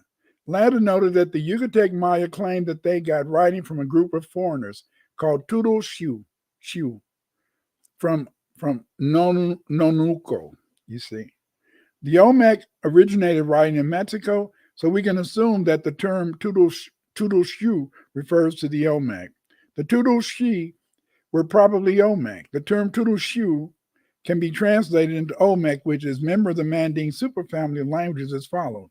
Tudor means very good subjects of the order. Shu, the Shi race.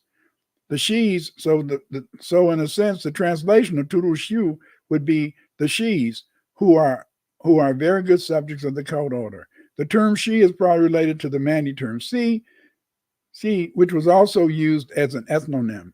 This Shi was used as an ethnonym. The Turu Shiu were the Olmec people. You know, the X, the letter X in the Mexican languages, and in Spanish it's pronounced sh.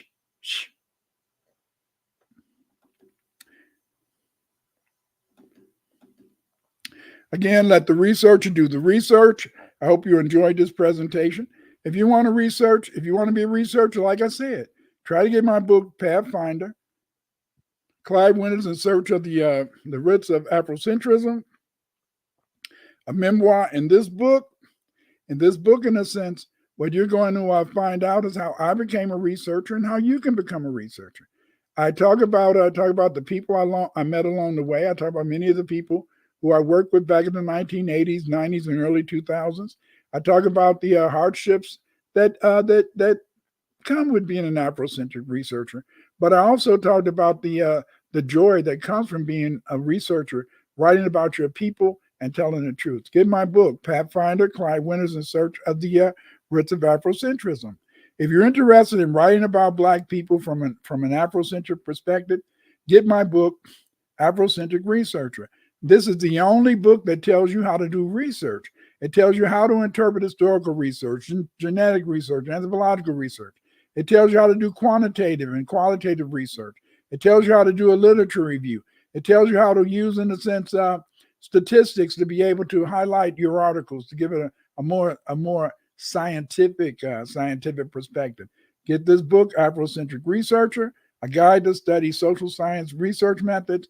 This book comes from teaching research methods to students in a graduate program at Governor State University. I taught the research methods to all the people who had to write their master's thesis.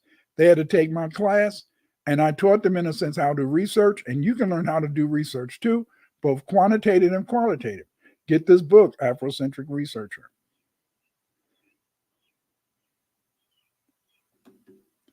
Okay, again, these are some of the books that I've written on the history of Blacks in America. Atlantis in Mexico, American Empires in Ancient America, The World History of the Black Race, The History of African Americans from Prehistory to 1877, Blacks in America from Prehistory to 1877, Essays in Olmec and Mayan Studies. We're not just Africans. Buy those books. Get these books, have them around your house so that you will understand all aspects of the history of Black people in the Americas.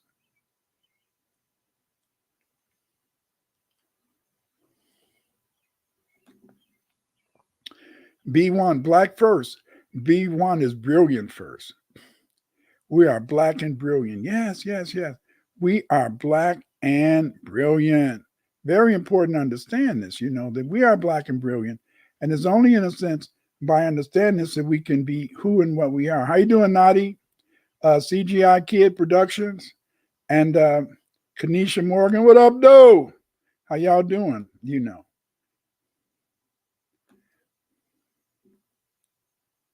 So dreamy. Hey, I've just written a new book, History and Culture of the Black Aboriginals of America. Yes, I've written a new book.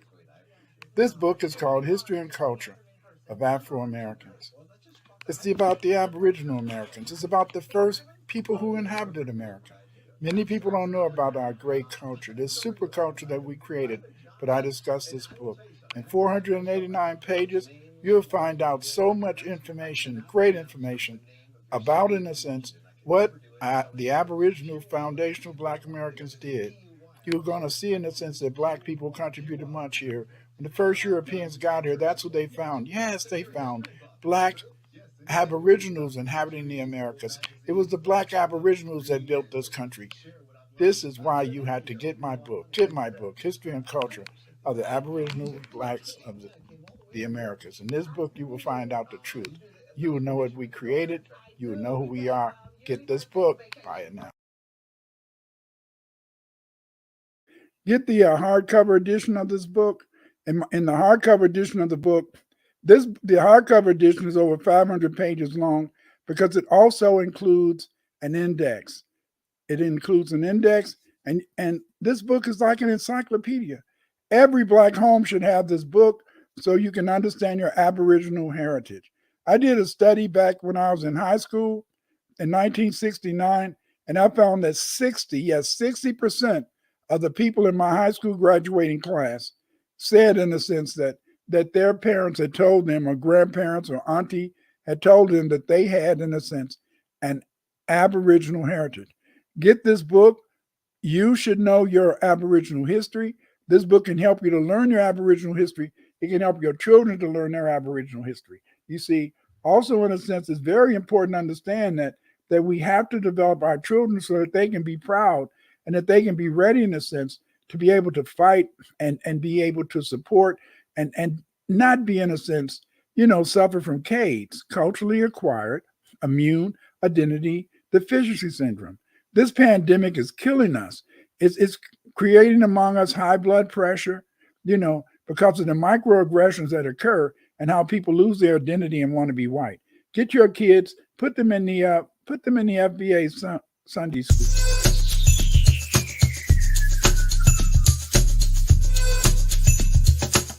Supplemental learning for your mini. But you can learn too. Don't send your mini into the belly of the beast unarmed. Courses, practical math, language, the code, our story, and more. An institution founded by us, dedicated to us and our fight for justice. Here you will learn ways to combat the system using the same information they are trying to keep away from you. Welcome to FBA Sunday School.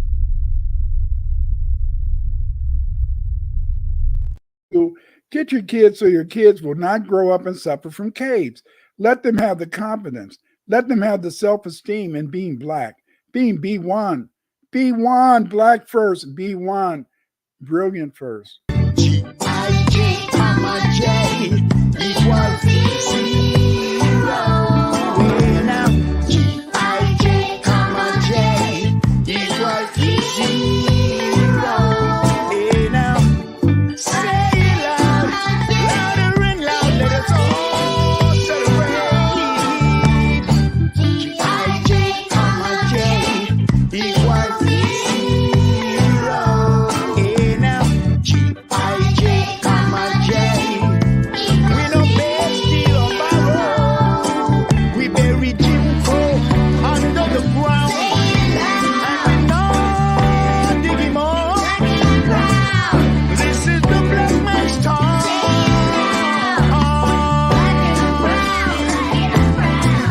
Yes, this is the black man's time.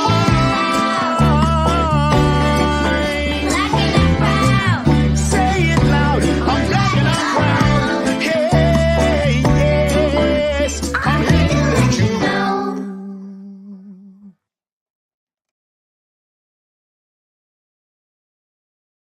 Get them in that Sunday school.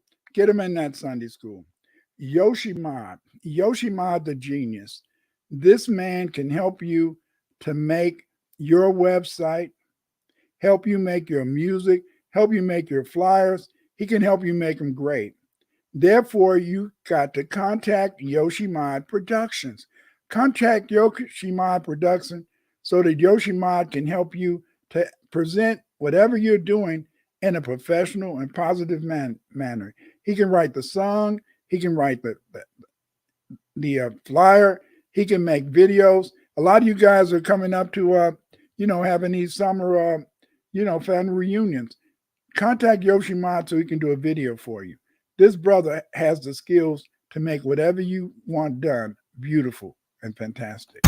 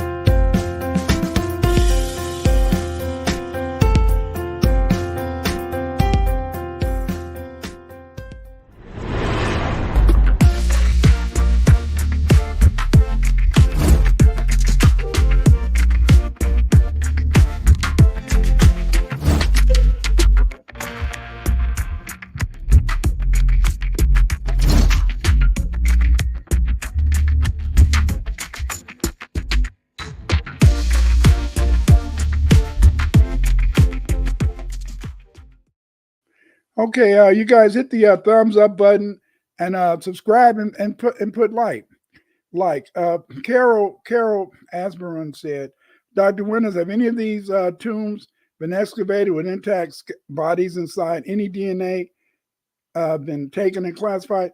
Mostly all these tombs, you know, the soil in Central America is not conducive to you know, to maintaining the physical bodies. A lot of times, the physical bodies, in a sense, have been decomposed. Okay, again, Carol says, give these books on Christmas and birthday presents. Buy $100 worth and educate your children and grandchildren. I agree, you know. And Carol is a very good supporter. And Carol tells us, I have about 20 books from Dr. Winters as now. Brilliant teacher. You know, I was last week, I was on the Sinetta show, and then another sister, Morgan, she has over 20 of my books too. I thought that was good.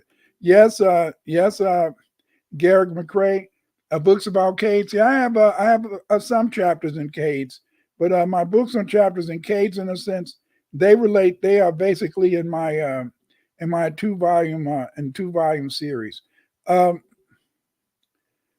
Joan asks, Dr. Winters, there is some speculation that the mound builders on the Mississippi were actually Mayans who had moved north. Any thoughts?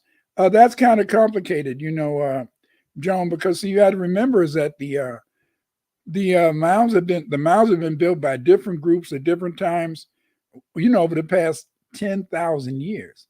And we know the Mayans may have been there. I know I was listening to this video yesterday, and they were talking about the origin of the Choctaw, Chickasaw, and the Natchez, and they claim that the Choctaw, Chickasaw, and Natchez may have been related to the Mayans.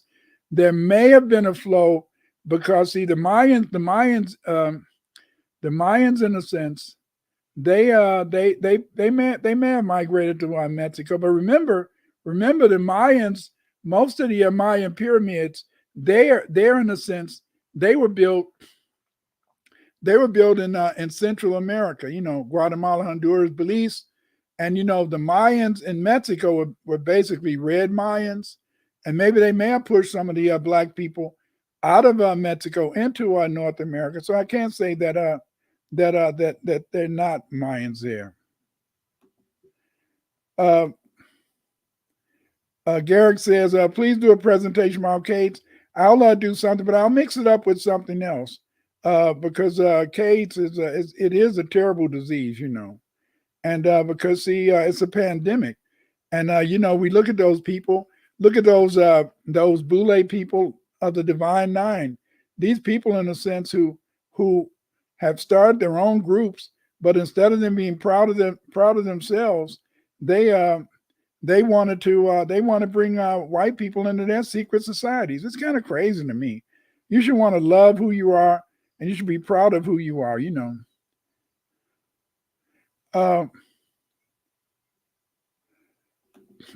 Garrick, but I think that white people are our brothers too. They survived them caves.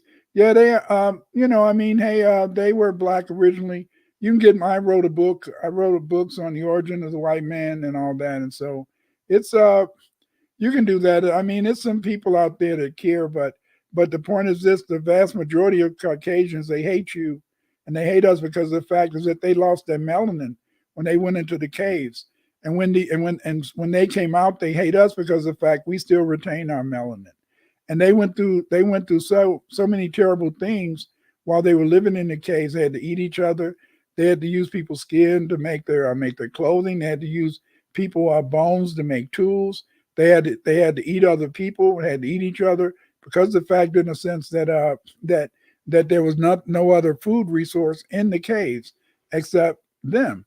So it's terrible. I feel sorry for them. But even though I may feel sorry for the Caucasians because of what they suffered, they still don't have a right to hate us, you know. Okay, some people say my people are said to be Creek from Lower Georgia. The Cree were all over the place. The Cree mainly, in a sense, they had a stronghold in Georgia, but they also, in a sense, had strongholds in Florida too. Okay, Joan says, oh, thanks, Doc. I asked because my grandmother told me we were Muskogee Creek from Alabama. Yeah, the Creek had many communities in a sense. The Creek was a very dominant group. They were they kind of in a sense would usually fight. They were ready to fight and defend themselves. You had to understand is that many of the Aboriginal Black people, because of the fact they had their own small towns, they had their own communities. Many of them refused. Many of them refused, in a sense, to take the Trail of Tears. The majority of people who went on the Trail of Tears were basically the Red Indian communities. You have to understand, in a sense, is that many of the communities back in the day, communities back in the day, you had the Aboriginal Black tribe, and then you had a Red tribe living next to them. And so the Red tribe had been adopted by the Black tribe, you see. But then in a sense, some of the Red Indians, so they can emulate the Caucasians, they even began to buy chattel slaves, you see. And then, but some of the people who lived among them were not chattel slaves.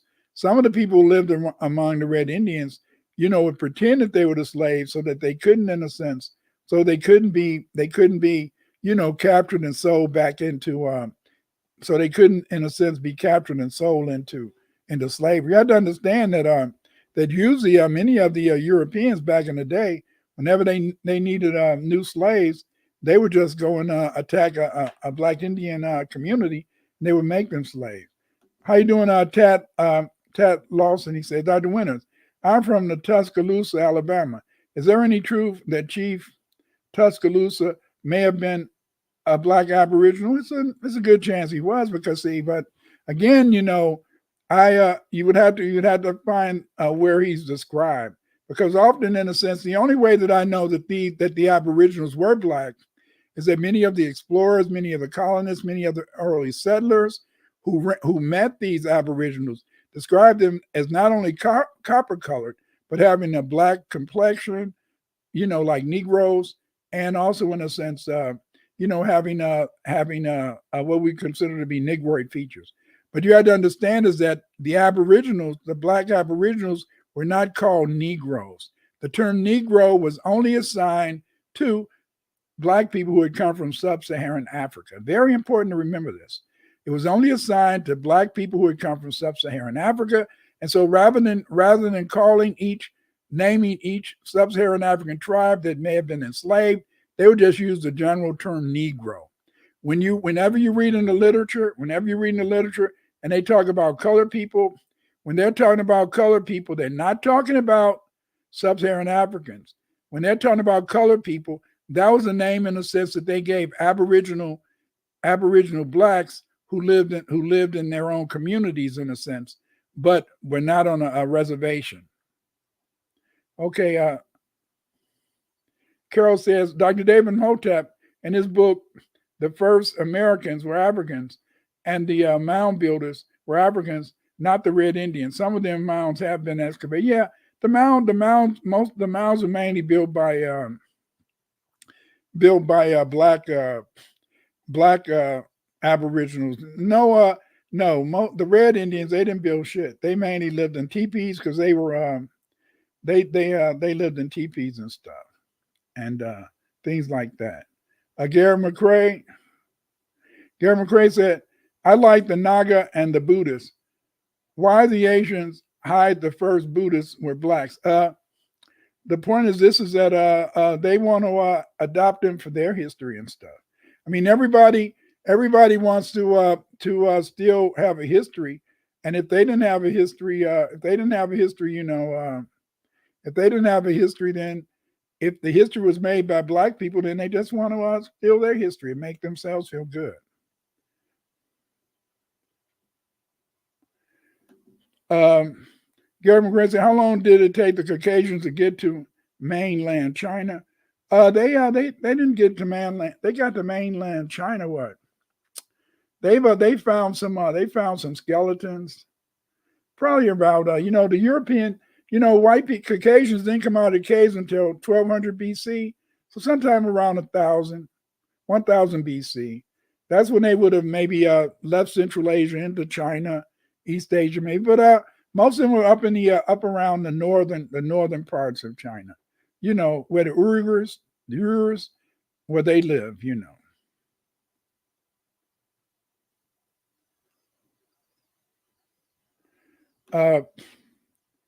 Dorville said, Dr. Winters, I just found that Kush is continent with Scotland. Yeah, they do say in a sense that it was some there, but again, I wish Dorville, I really wish I could find out what they really in a sense, I really in a sense wish in a sense that I could find out what Kush really meant in the day, because see, I try a lot of times, I know it was a lot of I know that Kush was a strong word, but I've been trying in a sense to really analyze a lot of the I'm a comparative linguist, as you probably know, and I wrote a lot of articles on comparative linguistics. But I don't like the way they recorded some of the Aboriginal Indians, and because I don't like the way they recorded some of the Aboriginal Indian languages, it's kind of hard to really get the lexical items. I have been able to find though that the Mandi had a very strong influence. For example, the Okinoshi language, which was a lingua franca that was used among the some of the I think there was Iroquois people. It was developed by the Manican. The Manican is also a tribe in Africa, Manican, but the Manican people, they spoke a Mandi language, and a lot of people, they like to think in a sense that that Niji is Ojibwa. It's not Ojibwa. Niji is the Mandi word for hello.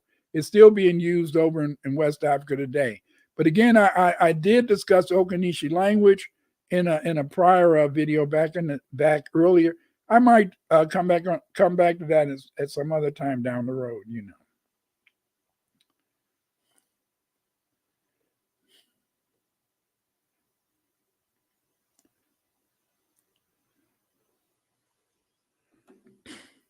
Again, Garrick McCrae, know about the Carnacy Indians of Brooklyn? No, I haven't. I haven't been able to do them. But it was a lot of Indian groups. It was a rapper. It was a rapper that was that lived in New York City, and he used to be part of the I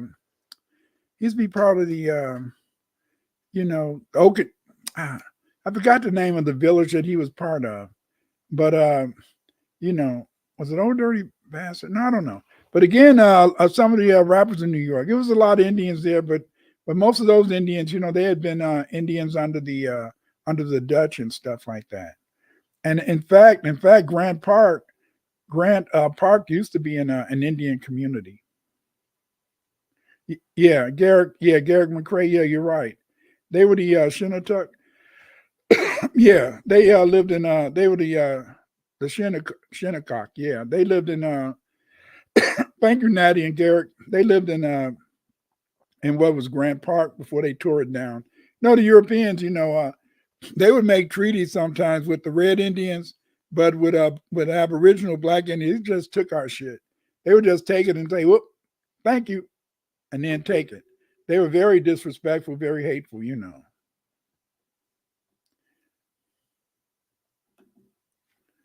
Long Island, Garrick McCrae, that could have been part of it, yeah. But I know that many of them was in the Seneca Village too. Seneca Village, yeah, that was the name of it. Seneca Village, and then it became, in a sense, Grant Park today.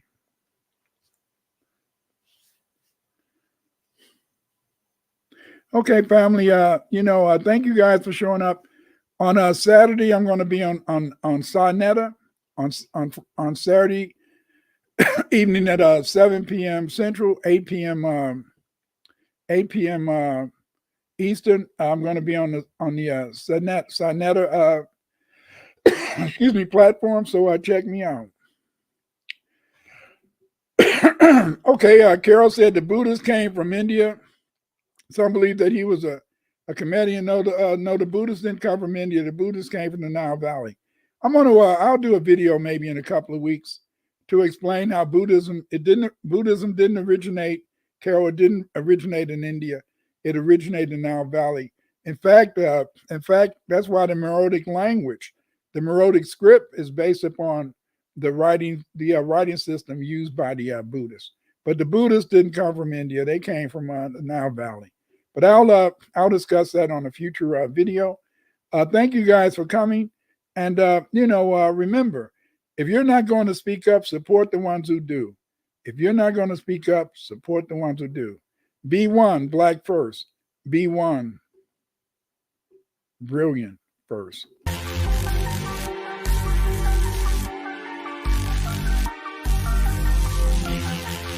If you're not going to speak up, you're the ones who do. If you're not going to speak up, you're the ones who do. If you're not going to speak up, you're the ones who do. If you're not going to speak up, you're the ones who do. Vampires, they prey on your fears, so them stay away. Vampires, they prey on your fears, control your atmosphere.